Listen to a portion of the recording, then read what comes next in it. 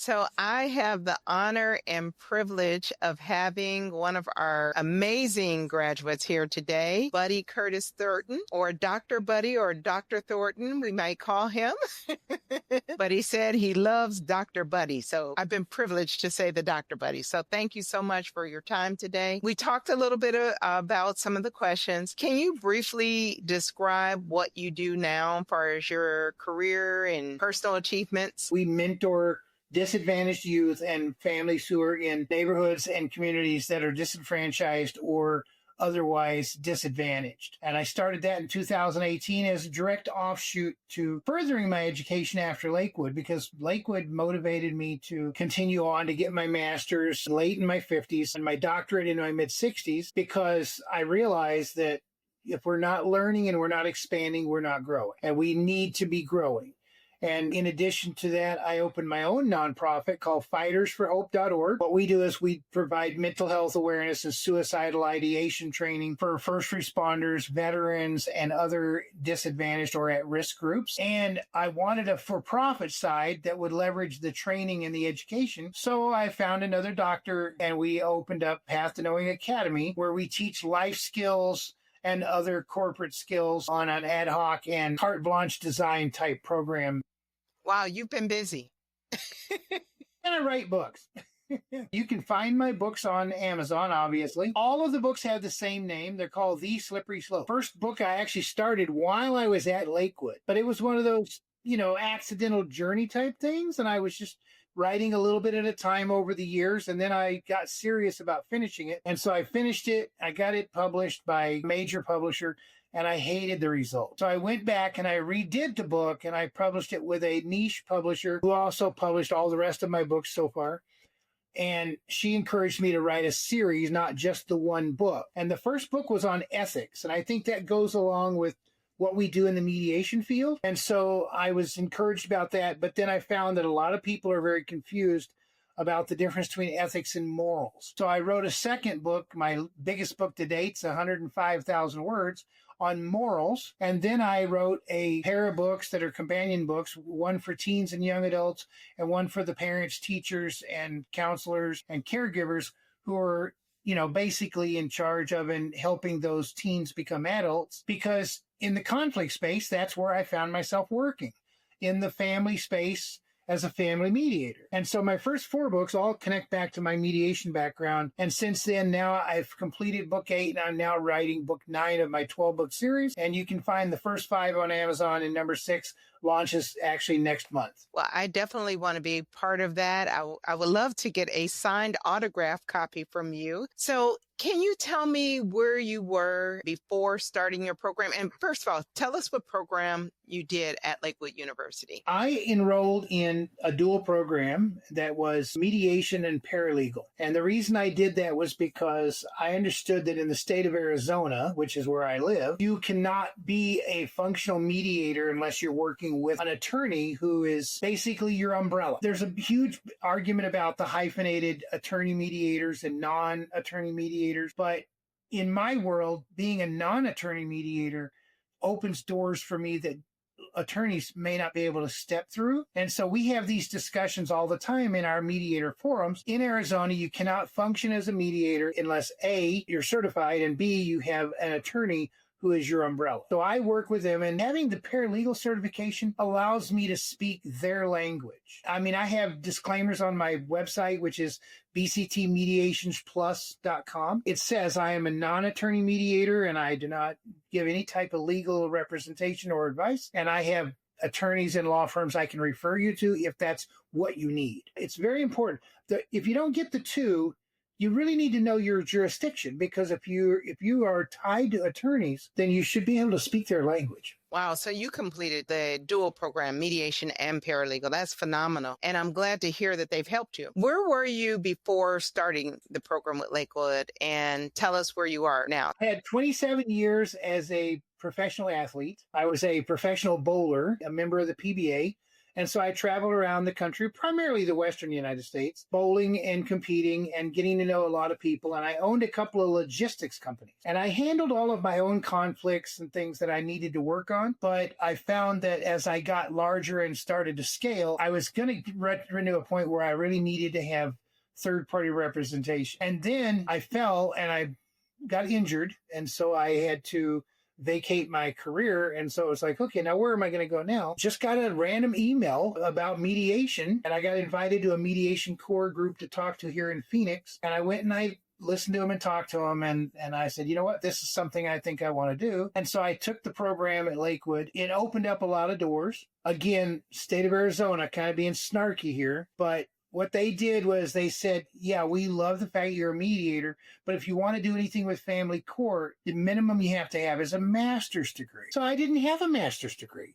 So I went ahead and I started my master's degree program and finished it the same year I started it at Liberty University. But at the end of the day, I needed the master's so I could literally be on the mediator role at the family court. And once I got my master's, I decided, you know what, I'm going to get a doctorate in conflict management. It's actually cross-cultural competency and conflict management. And I expanded it to where now I'm at the forefront. I get to teach other people how to understand conflict. And my specialty, of course, is in the cross-cultural space, which also fits to the state of Arizona because we have a huge Hispanic population and a huge Pacific Rim population. That's amazing. You probably know this too. But, in most states, you don't have to have a license to do private mediations. But if you do want to do it for the courts, you do have to comply with whatever the courts want you to do. That is absolutely correct. We're putting that out there. So if anybody else is considering that, they do know that. You stated that you did go back and get your master's. Congratulations on that. What kind of challenges were you facing before Lakewood? I'm a great-grandfather now. By the time I started Lakewood, we already had our grandchildren. My youngest granddaughter will turn 26 this year. So we have a fairly large family, and we obviously had some issues. When you have a large family, just statistically, the probability of having someone run up against the law for one reason or another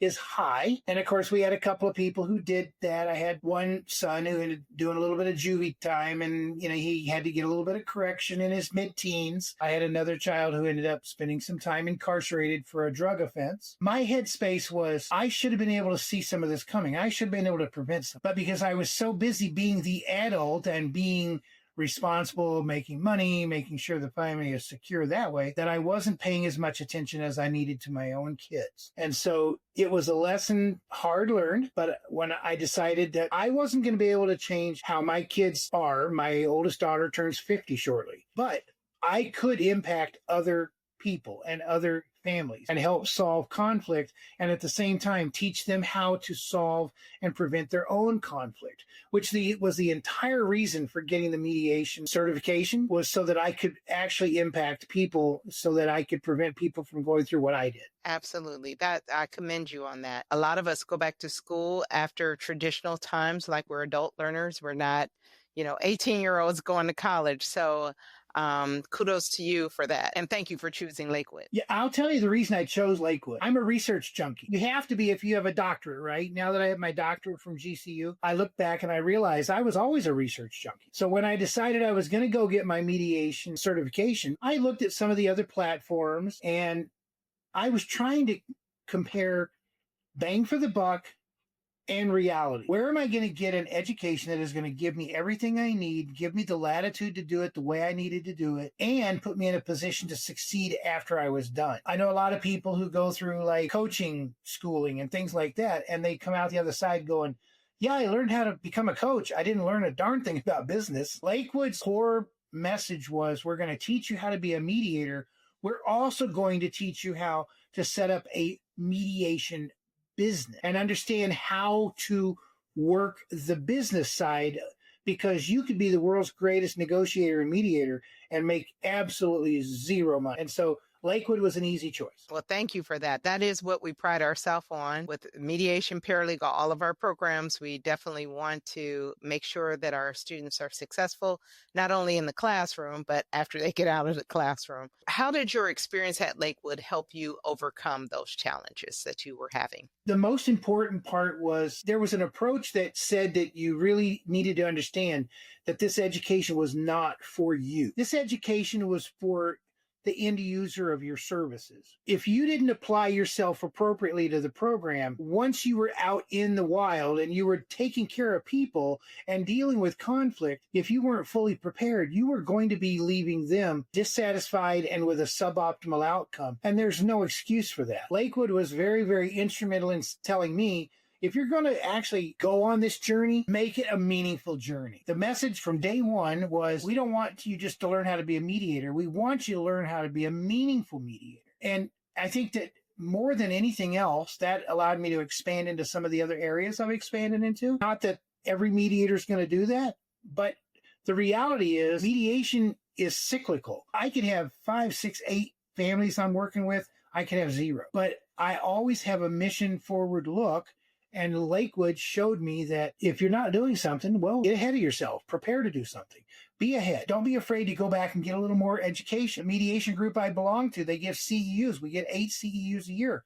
The reason is, guess what? What I learned from Lakewood in 2012 is not applicable to the state bar in the state of Arizona in 2025. But all those CEUs I got, I wouldn't have been able to accomplish them without Lakewood setting the bar. What surprised you the most about the program? Well, the fact that it was a certification program, but there was rigor involved. You can hand out certificates like candy, or you can make them meaningful. I've stayed in contact with Lakewood, and I've paid attention to Lakewood since I finished my program, and that's now been 13 years. And the reason I do is because I want to know who's coming out of the program, what impact are they having, how could I possibly be meaningful to other people. Now that I'm in my 70s, I don't look at it as I'm at the end of my road. I look at I'm at the pinnacle of my road. I love that.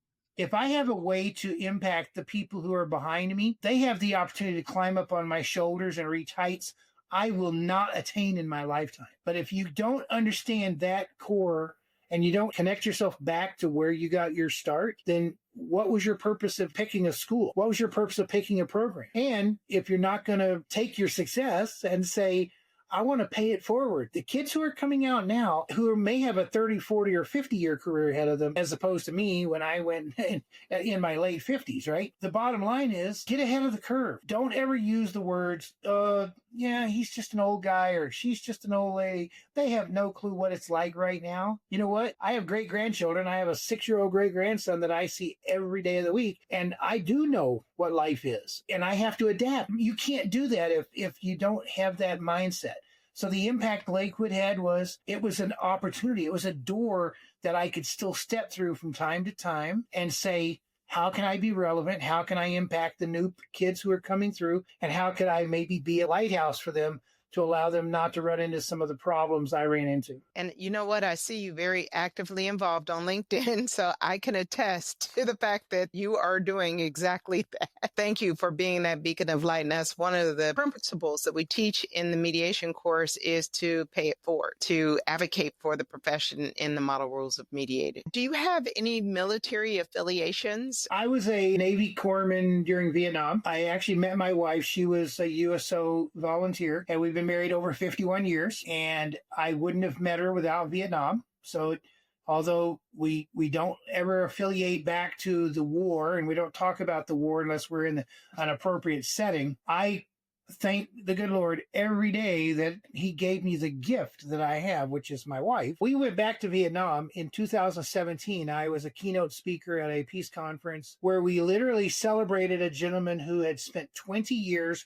removing live ordnance from the ground to save villagers' lives in Vietnam. And the lesson is that we don't always get to make all the choices for ourselves through life, but the choices we do make, we do have the opportunity to maximize them, to optimize them to our best ability. So while we were there for a week, I took my wife to Hoi An. We were in Da Nang. In other words, it was revisiting a part of the world that we would not have needed to go back to or even think of if we hadn't have met because of Vietnam. It was very important. It was integral. And of course, because I was already a mediator, I actually went as an ambassador for a major mediation group.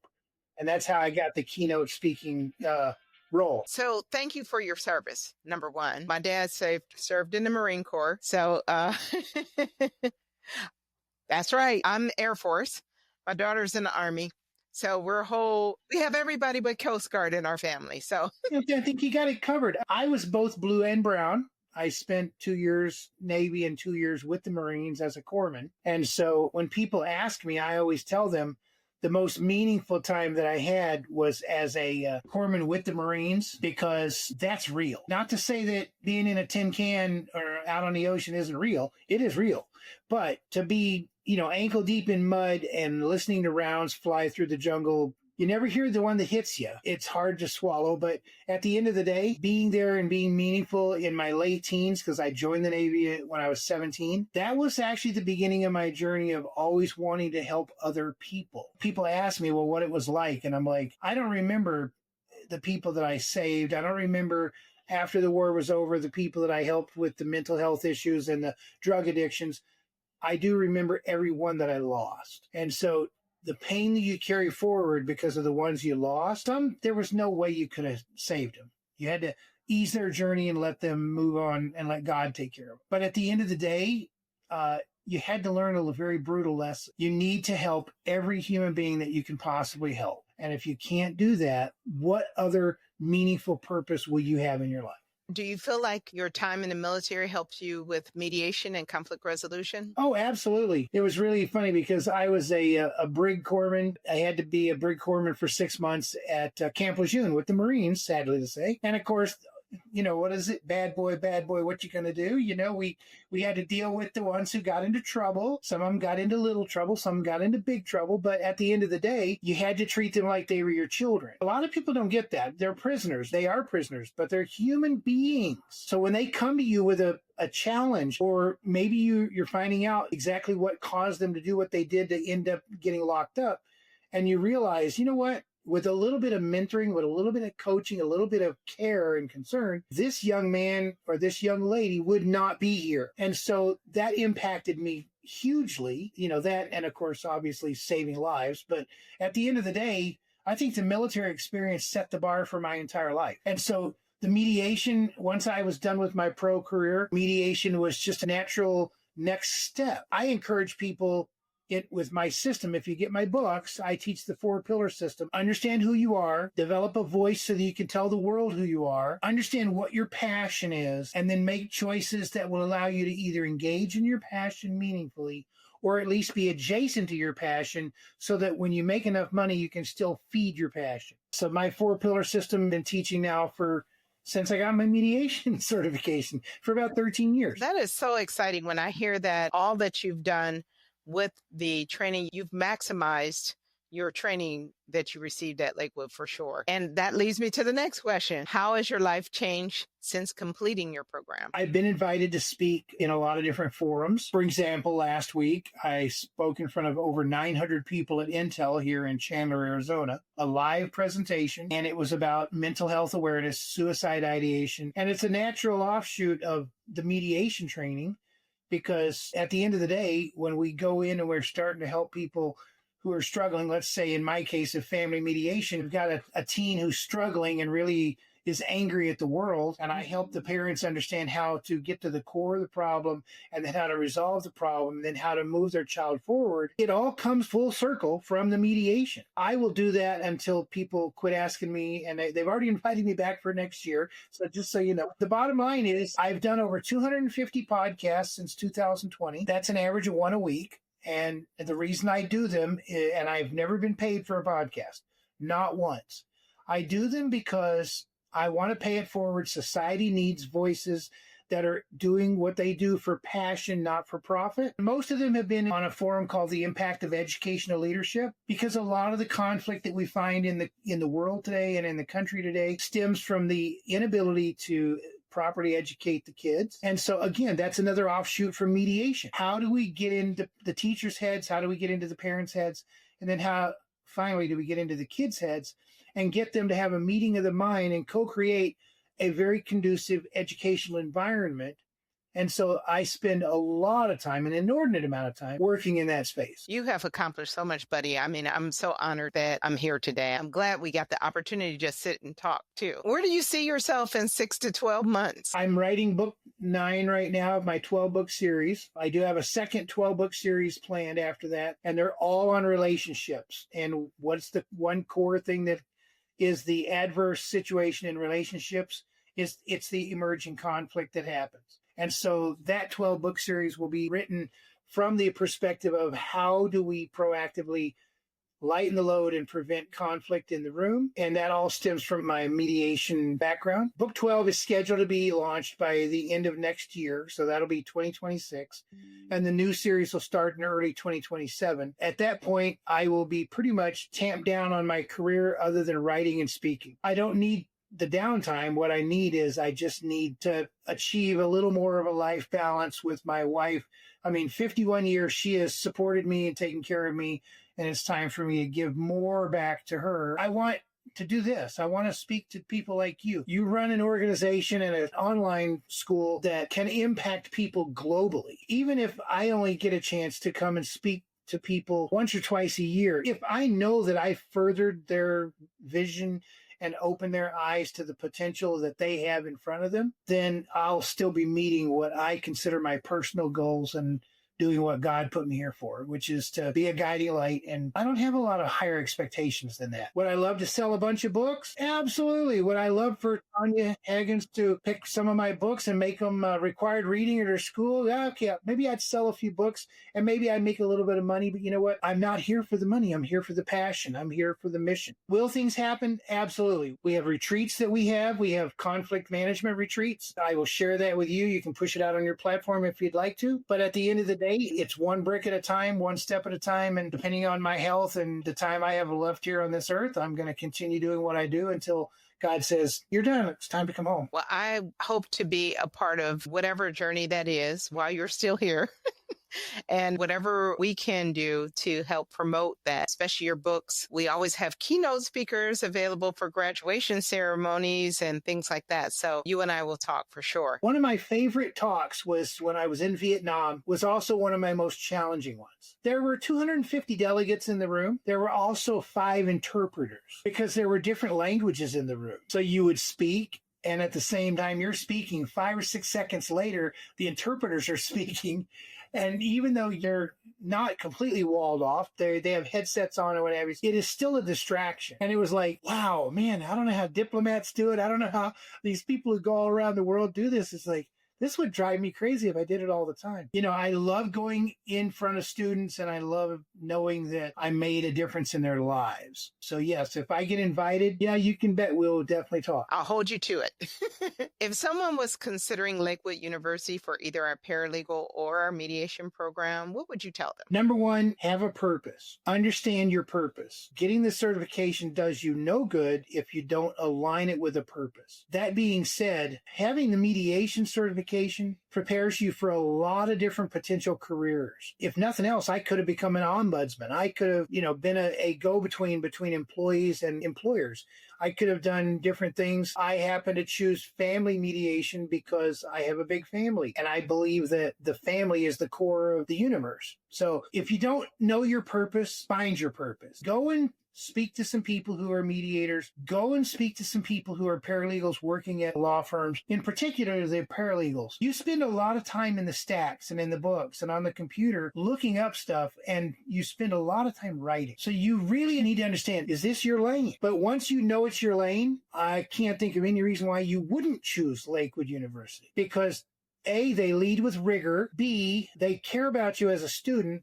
And C, they're not going to be happy until they know they've done their job to make you the best person you can be walking out the door. Well, thank you.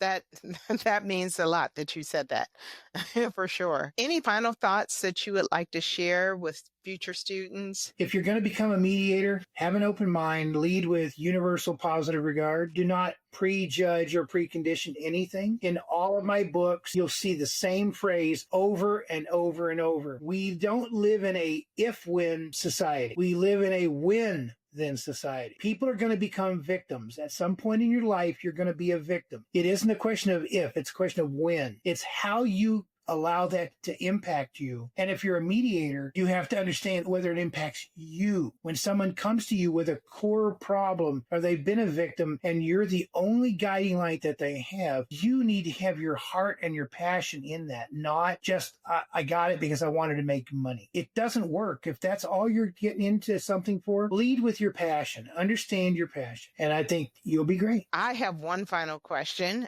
Just curious, how has your income changed at all since becoming a mediator? It's kind of an unfair question for me because I was, again, a professional athlete. I owned 2 logistics companies. They were multi-million-dollar companies. So the mediation was not a beginning of my journey type situation. It was I'm done with this phase of my life. Rockefeller back in the 1920s said Americans don't have a plan B or Americans don't have a second act. And my answer is, oh yeah, we do. But we have to decide we want that second act. And so my thing was to give back. Do I make money as a mediator? Yeah. People can make a very good living as a mediator, but you have to run it as a business. You can't do it as a charity. And you have to make sure that you understand what the rigors are. What are the requirements? Number one, don't be reactive. If you wait for people to walk through the door with your mediation skills, you're not going to make any stinking money. You need to get out there and you need to be proactive. You need to speak in front of groups. You need to show people.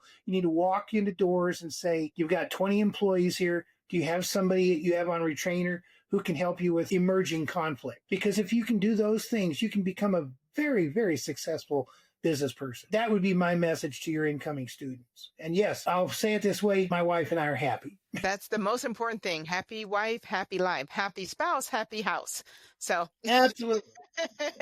Thank you so much, buddy. I've enjoyed this conversation. Of course, we will continue having conversations and remain friends through Lakewood University and outside of Lakewood University. I watch you too on LinkedIn and you're doing big things and we want to be a part of those big things that you're doing. I appreciate that.